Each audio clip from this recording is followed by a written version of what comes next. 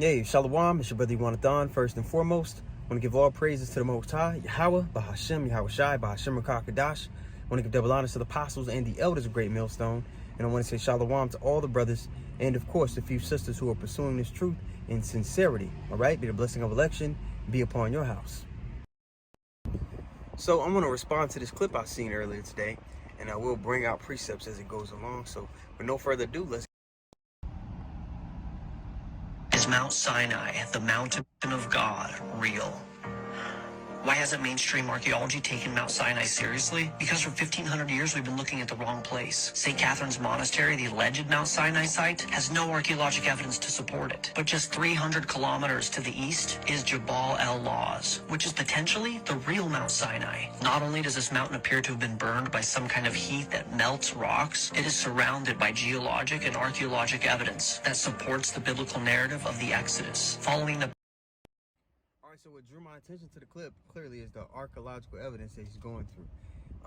A lot of people, they question the legitimacy of the scriptures, and then they'll turn to something else. They'll say, "Oh, man wrote that book," but then they'll turn to history and archaeological facts that man wrote. All right, and say, well, "See, this we have hard proof that this happened." Well, throughout the scriptures, all these different accounts, man. When you start to look into archaeologists and evidence to support these particular events that happen in the scriptures, there's proof to these things. There's legitimacy to these things, and there's the legitimacy to that these things happen. All right, you have to consider in yourself, okay, if the power of the Bible is real, what do I need to do to be in good standing with him? Because we know there's a day of judgment that's foretold to come within the scripture. All right, this is Psalms 14:1. It says what? The fool hath said in his heart, there is no God. They are corrupt. They have done abominable works. There is none. And just like the lesson where I talked about why people have a disdain for the camps, the people that, fight so adamantly for there not to be a God, man, really what it boils down to is they don't want accountability. They don't want somebody holding them accountable for their actions, man. There's a standard that we ought to live by, especially if you're from the lineage of Israel, man. The people that this book was written to, the people that the instructions were given to, the family that was, chosen to be a light unto the world. out of Egypt that Moses and the Jewish people could have taken, the Exodus trail begins at the Gulf of Aqaba, where the Israelites were stuck between a rock and a hard place. Technically, rocks in a wet place. On one side, a mountain with the only entry blocked off by the Pharaoh's army, and the other side, the Red Sea. Imaging of the sea floor at the crossing point shows a traversable and gradual decline into the sea. Not a land bridge, but also not a cliff that they couldn't navigate. And in antiquity, this site was known to be the crossing point. The Jewish king Solomon erected markers on both sides of the sea at this crossing point. One of them still exists to this day. After the Red Sea, the Jewish people camped at the Palms of Elim. And they came to Elim, where were 12 wells of water and 70 palm trees. After Elim was the miracle at the rock in Horeb.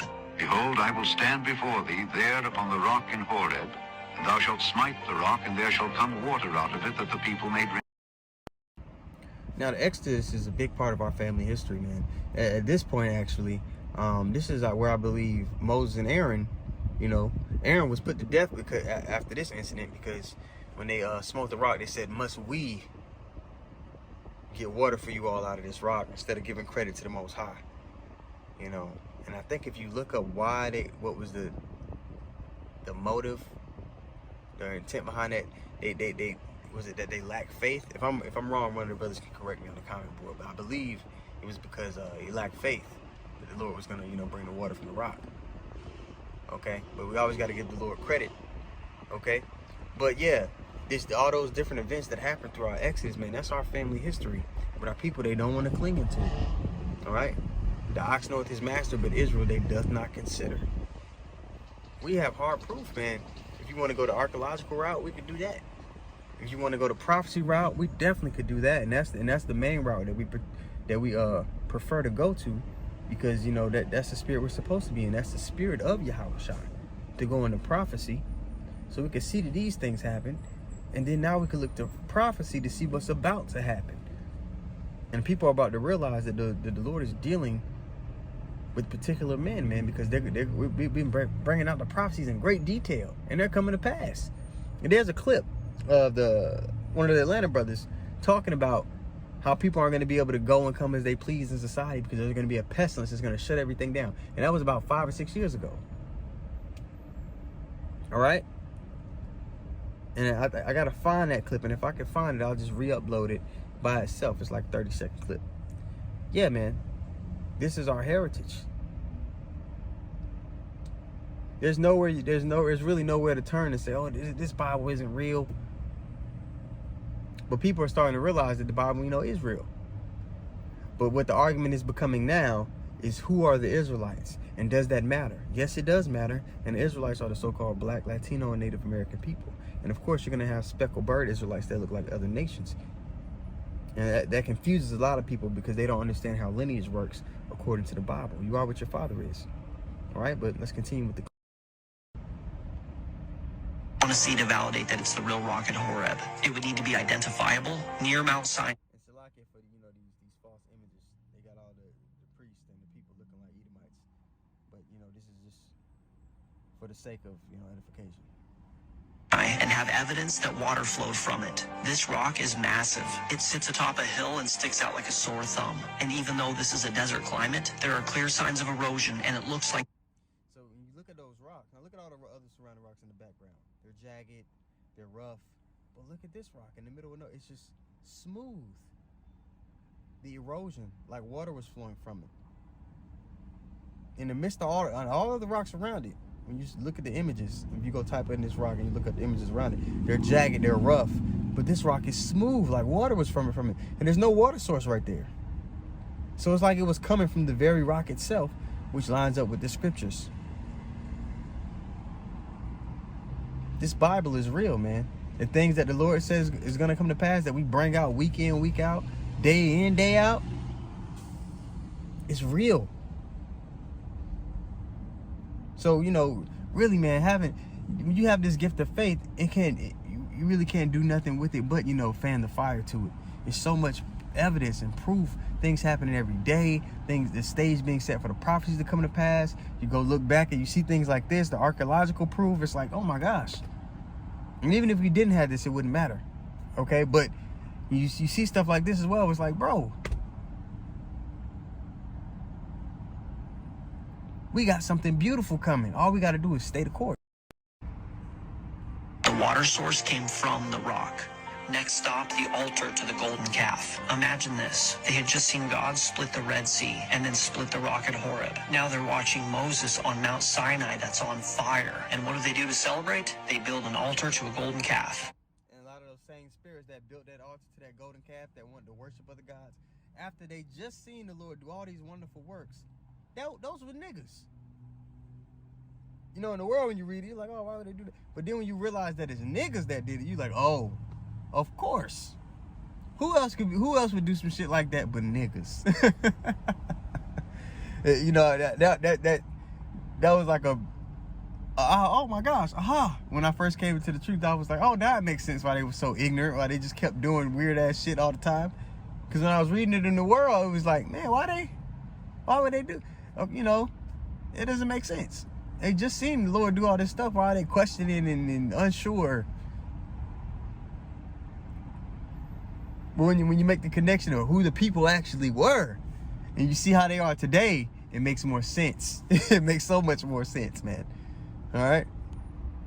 And party. At the base of Mount Sinai is an altar made of rock, and it appears to have been erected as an altar to the golden calf. There's even what appears to be Egyptian hieroglyphics of a calf inscribed on the rocks that make up the altar. And now we get to the actual mountain itself. From the base of the mountain, you can see the charred rock at the peak of the mountain, and upon closer inspection, the rocks appear to be melted. What would cause rock?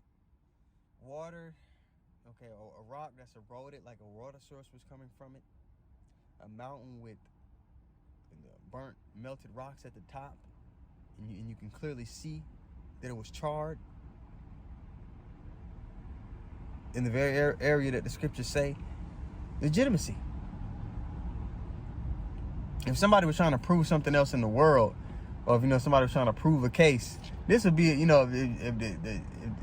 if if Edom, you know, if some Edomites were trying to prove a case against Jake that he did something, this would be more than enough evidence. But for the fool that saith in his heart there's no God, this ain't enough. From the top of a mountain to melt. Is it possible that it was the presence? But for us, man, we've been given that. Faith is a gift. If you truly believe this thing, it's something that the Lord, you know, he put the spirit in you to see it. So it's not something that you can convert somebody to see or make them believe. You know what I mean? At the end of the day, they were either given that gift of faith or not. And majority of people have not. All right?